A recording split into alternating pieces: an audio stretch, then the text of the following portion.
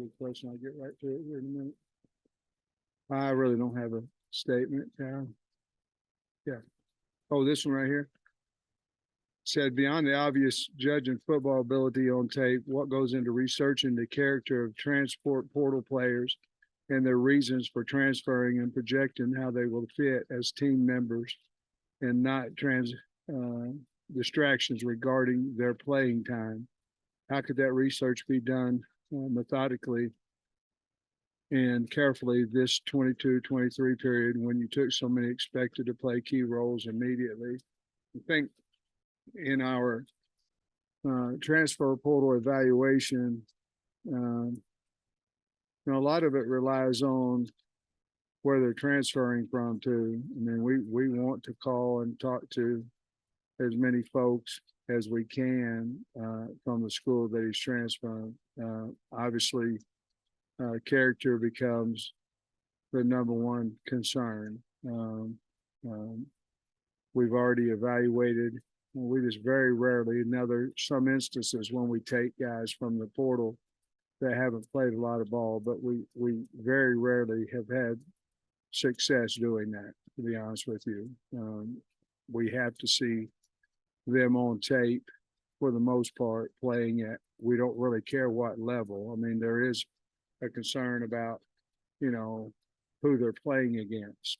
But we go back and research if we have seen any 40 times, we research how many times they've been hurt. Are they coming in with the injury? And then we try to find out as much as we possibly can about character. And obviously we go from our boards to needs, and then we rank our needs, and then we rank the guys coming in and however they are on our needs. That's how we bring them in first, second, third, fourth. And to be perfectly honest with you, we try to find out if they're looking for an NIL deal or they're looking for a team. If they're looking for just an NIL deal, a lot of times we don't have just great success with those guys. But if they're looking for some NIL and things of that nature, not necessarily the highest bidder, we do real well with those guys. Hope I answered the question. Mock game Saturday? Friday, tomorrow. Okay. Yeah. Anything out of the box? No, to be honest with you, our mock game has kind of gone a little bit, Trey, into, I believe taking the stress out of the kids is a main concern about game day. So we will do everything from pregame meal. Now we're not going to do it four hours before the game, but we'll do everything from pregame meal, how we do that, to we'll do the hog walk, to running through the A, to where do we set, to a bunch of substitutions. We'll go through goal line and make sure we have the goal line out there. But we used to put on shells and run a kind of a game. We used to put on spiders, and then we went to spiders, and now it's we use that for announcing our captains tomorrow, and then we use it for team photo, and then we use it for just substitution. It's almost like a subscript, a little more physical than a subscript would be on a Friday afternoon. In other words, nobody will get taped and things like that tomorrow. It'll be more of mental than what it'll be physical, and showing them from the beginning to the end to everything of what game day is all about. Got me this week. How difficult is that conversation, and how do you broach that with somebody like, been working on our offense, working on our defense, and now we need to work on the opponents? Well, I think it's tough. The first thing I did, I put up two guys that were scout team players that went in the first round. Isaiah Wilson played on the scout team the entire year. And 2 years later, he went in the first round. And Jonathan Cooper, I coached him at North Carolina, was a scout team, redshirted guy, and then was a 7th pick in the draft. Guys learn a little bit different. Some guys aren't big enough, strong enough yet, but I showed them, talked about, their dreams, whatever their dreams may be, is they can still have them. These guys did, and they continue to do it. But we've got, the better your players get, the better your scout team gets. I can remember in 2017 at Georgia, our scout team, I know on both sides of the ball, but I was more, knew more about the defensive scout team was incredible. And I think it helped us tremendously. And I think the better your players are, the better scout team your look team's going to be. And I thought they did a really good job. Alex Sanford is down there right now. I don't know, he'll be there all year. He makes a lot of plays down there. And there's guys showing out every day or the last 2 days since we've moved scouts. So really proud of them. The conversation is hard though. Put a bow on what you thought of camp now that it's done, and then the prep for Western Carolina. How it's gone so far? What you think of the plan? Well, I like camp. We are beat up. If you guys come to practice, there's several guys in. There's some guys in green. There's some guys not in there. There's some guys things that. I do not think today, though, to be perfectly honest with you, that we'll have anybody. I don't think that we'll have anybody miss a game except for obviously Bakke. We're trying to be smart with them. Some of the guys today, we did scout team work with them, but did not do good on good work with them. We had 3 different segments of good on good. We didn't put them in live action. We do have some guys with some ankle injuries, some things of that nature that we've got to get healed up between now and when we play next Saturday. So it's been a physical camp. It was a physical practice today. It was just a Tuesday practice for us, but there's 3 segments of good on good and a lot of physicality. We went goal line, we went short yardage, all those things that obviously we all know we needed work on last year. And we're trying to correct all those things. So really proud of where we've been. I wish we weren't as banged up as we are right now, but I believe that by Monday, at least half, maybe more of the guys that were holding the good on good sections, I think what we got. We saw Quincy yesterday. I'm not sure about today. So Quincy McAdoo? Quincy McAdoo. Yeah. Lynn Tanton this year, and what does it look like? Well, you never want to take a guy's, 3 months ahead of him. But if I was saying here, he needs some physical development. I had a long talk with him yesterday, and he's 192. He came in at 170 something, and he looked frail to me a little bit yesterday because he was 204, I think, before he had his accident. But he is doing really well. We want him to. He's coming every day now. We want him to help us coach as a student coach until he gets his physicality back, and then we'll figure out what happens after that. I love him. I think he's doing really good. I do. I think I have a long talk. He'll have to tell you, and I'm sure he'll be more than happy to talk to you. But I think start of camp crushed him, because he wasn't able to be out there with the team and all those things. But I think he's doing well. The conversation I've talked to him for 45 minutes yesterday. That conversation. Thinks he's in good spirits. He's a Christian young kid. He believes there's a reason for everything, and he's going to make the best of his situation, and we'll get his strength back totally and see him.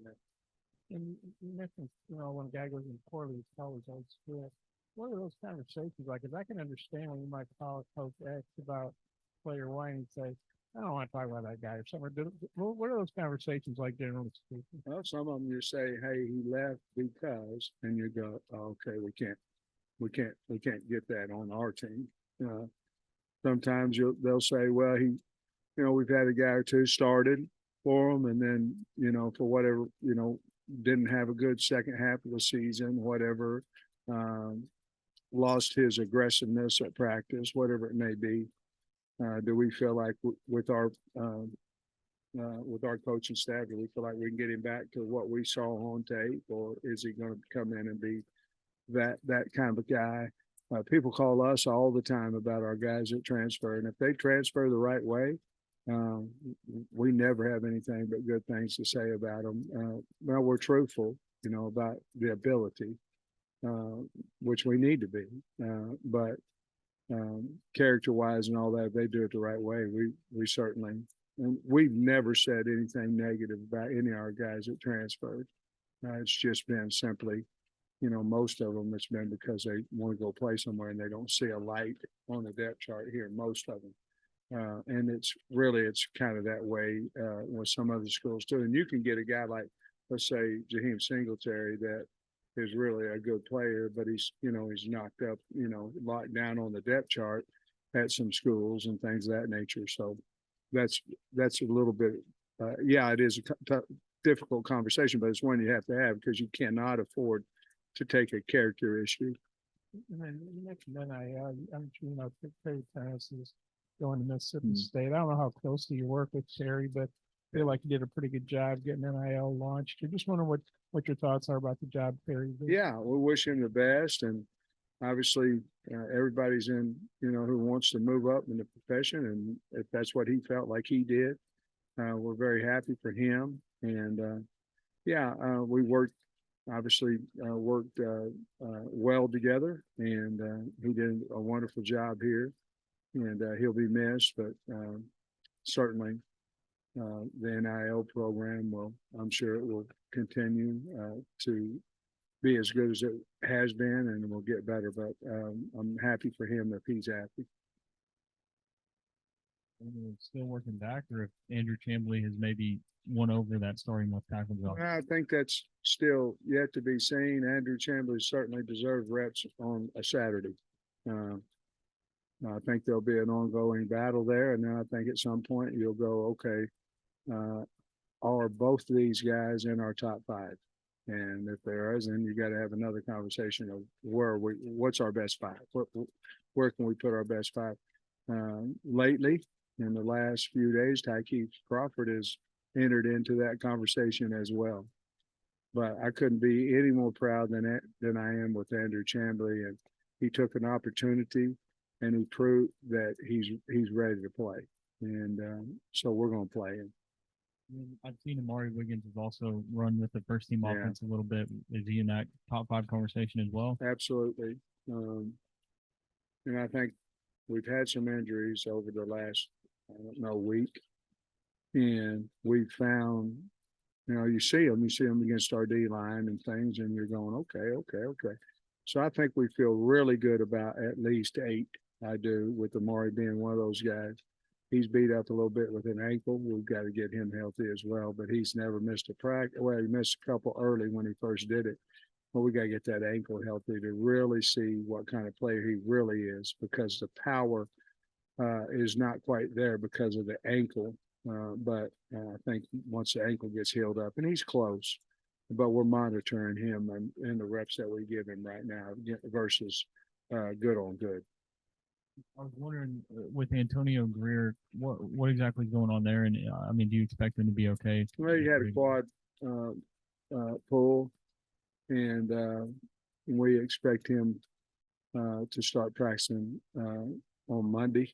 But he's had a lengthy injury there. Even when he was practicing, he wasn't full speed. So we expect that our plan is to either get him in some Indy on Saturday, and then obviously Sunday we're off. Mondays will be a Tuesday practice for us, but at the latest we'd like to get him back on the field Monday, and we think we can. So you were complimentary of Jaden Johnson on the radio last night. Yeah. But he's been with the few days, I think. Yeah. What specifically has he done better than he was last year? And I don't know. You guys, I think he'll really have to answer that question, but here's what I've seen. He's changed. Matter of fact, I talked about a couple of guys who they decided that it's not this guy, it's not that guy, it's not the coach, it's not the culture, it's not this, it's me. I've got to change. And I called out Jaden Wilson, because he certainly has. Now, he's a little beat up right now, but he certainly has. And I called Jaden Johnson because what we saw as young guys, maybe not quite all the time last year from those two guys. And then this year they are leaders. They're as hard working kids as we have. They've always had the athletic ability, and I think they've just decided, hey, let me focus on me and not this, where I'm in the depth chart, this, that, and the other. And can I become the player that I should be? And I couldn't rave any more about those two guys. They have totally changed their mindset in my opinion. They would have a better answer than me, but that's what I see. On the roster, I think I counted from Georgia. So between you and Jimmy, yeah, Georgia's just more open for y'all now, I guess. Yeah, it really is, and we have that relationship in there. And Jimmy's really the guy. I mean, Jimmy's like the godfather when he walks into schools over there. Because he has everybody respects him, man. He had such a great career, as a head coach over there, both in football and track. But yeah, Georgia's been good to us, and we'll continue to recruit there. You have a lot of transfers from smaller schools and new players, and you have 2 neutral site games, especially one to open the season. Have you talked to them about kind of the increased rigors that entails, and if you have, how those going? Well, that's a good question. We really haven't. I believe our D2 guys, if I'm thinking that's the 2 wideouts, and they've been here since January, I think they're excited about going into new venues and having a lot of people there and all those type things. But, I think I've asked them both about the differences, and obviously it's, just on a bigger scale, more people, more help, more trainers, more, food, all that kind of stuff. But I think they're ready for the challenge. They were really, really good Division II players, and I think they're excited to see what this is all about. But, they practiced so many times against SEC type players that I think they're going to be just fine, but they're really excited. And then as far as the portal, do you think communication between coaches has kind of gotten better as a byproduct because of the portal? In a lot of cases, there's no communication and the guy's gone, most time when somebody comes in and says, I'm going to portal, they know where they're going, but in our case, I really believe that they get in the portal. Brian Overton tells us they're in the portal. We watch the tape, we do this, and then we call whomever it is to try to get to know them. But I think it's just like anything else. You take mine, I'll take yours, whatever your need. Different teams have different needs, immediate needs, or help depth-wise needs. And, I've got enemies out there. I don't think I have a whole lot of enemies in the coaching business, and they're willing to talk to us. And we certainly are them. We want to help our kids if they decide to leave. Not that they didn't lose anything, but is that happening in the Western Division? It's like, I know you got connections to Georgia, but you're not calling up Lane and Eli Drinkwitz and saying, hey, are you? Are they calling you? No, Not that close. no. And usually I'm not talking about the SEC. Now I've called Kirby, but no, that doesn't happen. I'm talking about Tesla, and I'm talking about guys from, like Kiwi Rhodes and things like that. Rhodes, excuse me. Yeah, no, there ain't a whole lot of conversation going on there. The next line with you talked about having 9 guys and 3 deep and stuff. That's obviously a position group that rotates probably more than any other position. Is that something you see as a team? It's like we're going with this group and next year this group and this group, and how much of a benefit can that be in terms of getting to the fourth quarter? Yeah, I think big, especially early in the season, when depth is going to show later, and it can show early in the heat. So I think it's huge for us going against Western Carolina early, because it's going to be hot in Little Rock, real hot, and on the turf as well. But I think, to be honest with you, the only thing I don't want a 4-man rotation, then a 4-man rotation, then a 4-man rotation, and 4-man. I do want, let's go back. The guys who run out there first, those are the ones that deserve to be running out there first. In other words, I don't want to be each week, okay, these 4 guys go out first, the next 4. if these get 4 guys out down here, and one of them outplayed the guy, he goes out there first in this group. I don't want it to be, okay, well, they're all playing the same amount, but somebody's playing better. He doesn't have a chance to run out, because it's more important to the kid than it is to us who runs out there first. If you're rotating, you know what I mean? And we want to make sure that we honor that if they're out playing the guy ahead of them. But yes, I think 4 plays, and we'll probably rotate in and out at that point. And then at the end of the game, you want to make sure you have whom you think are your best 4 out there. And it could be a different 4 if you're trying to keep them from scoring on 2 minute and your 4 best pass rushers. It could be, get the ball back. It might be your 4 best run guys against your run.